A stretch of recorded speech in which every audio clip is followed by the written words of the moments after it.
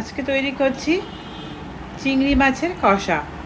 আসসালামু আলাইকুম। তাহলে ভিডিওটা প্রথম থেকে শেষ পর্যন্ত দেখতে থাকুন। কড়াইতে দিয়ে দিয়েছি পরিমাণ মতো সর্ষের তেল। আগে থেকে এখানে লবণ হলুদ মাখিয়ে রাখা 500 গ্রাম চিংড়ি মাছ সর্ষের তেলটা গরম হওয়ার পর অ্যাড করে দিলাম। এখন চিংড়ি মাছগুলো 2 মিনিট সময় ধরে ভেজে নেব।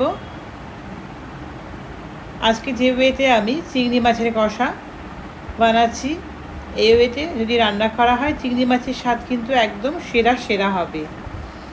তো 2 মিনিট হয়ে গেছে, চিংড়ি মাছগুলো তুলে নিয়েছি। এখন ওই তেলে আরও কিছুটা সর্ষের তেল অ্যাড করলাম।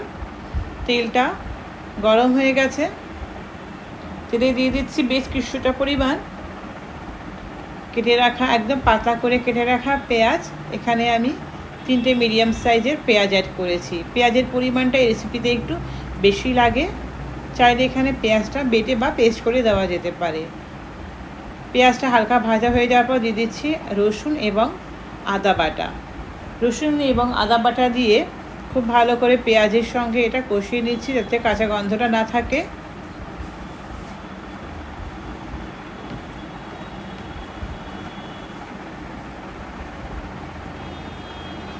এখন এখানে অ্যাড করব গুঁড়ো মশলা।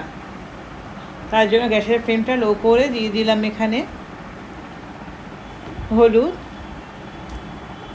কাশ্মীরি লাল লঙ্কার গুঁড়ো, আর দিয়ে দিচ্ছি জিরের গুঁড়ো, ধনের গুঁড়ো আর স্বাদ মতো লবণ।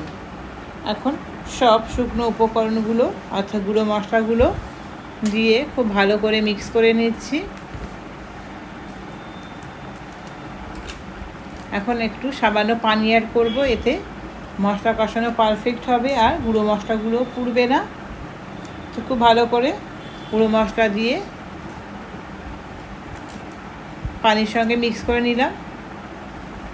এখন ঢাকনা দিয়ে ঢেকে এটা কিছুক্ষণ কষিয়ে নেব লো ফ্লেমে। ঢাকনাটা খুলে আবারও খুব ভালো করে নেড়ে চেড়ে নিচ্ছি। এইভাবে কষাতে কষাতে পেঁয়াজটা গলেই যাবে। আর এই রেসিপিতে পেঁয়াজের পরিমাণটা একটু বেশি দিতে হয়, তাহলে টেস্টটা ভালো আসে। আর দিয়ে দিলাম এখানে কাজু বাদাম বাটা,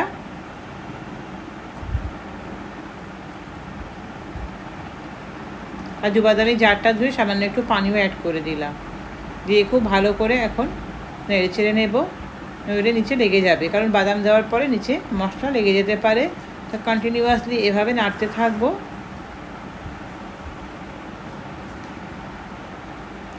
আবারও ঢাকনা দিয়ে ঢেকে লো ফ্লেমে কিছুক্ষণ কষিয়ে নেব। এই রান্নাতে চিংড়ি মাছে রান্না করা সময়টা কম, অর্থাৎ মশলা কষানোতে জাস্ট সময় লাগে। চিংড়ি মাছ দিয়ে খুব বেশিক্ষণ রান্না করা লাগে না। তো মশলা কষানো একদম পারফেক্ট হয়ে গেছে, তেল ছাড়তে শুরু করেছে। এখন দিয়ে দেবে এখানে পরিমাণ মতো পানি, দিয়ে খুব ভালো করে মশলার সঙ্গে পানিটা মিক্স করে নিলাম। খুব ভালো করে নেড়ে চেড়ে নিলাম। এখন ঢাকনা দিয়ে ঢেকে ওয়েট করব যতক্ষণ না ফুটতে থাকে। তো ঝোল ফুটতে শুরু করেছে। এখন আগে থেকে ভেজে রাখা চিংড়ি মাছটা দিয়ে দিলাম, আর যে মাছ ভাজার পরে যে এক্সট্রা তেলটা থাকে সেটাও দিয়ে দিলাম। এরপর টেস্টটা আরও ভালো আসবে। এখন চিংড়ি মাছ দিয়ে হালকা একটু নেড়ে ঢাকনা দিয়ে ঢেকে রান্না করছি। ঢাকনাটা আলগা করে এই সময় লবণটাও চেক করে নেওয়া যেতে পারে।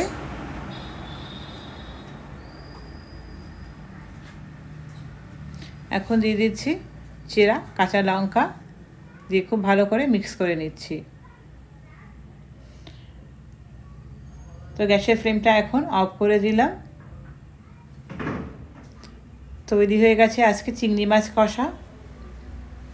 এইভাবে যদি চিংড়ি মাছ কষা বানানো যায়, একদম সেরা চিংড়ি মাছ রান্না হবে।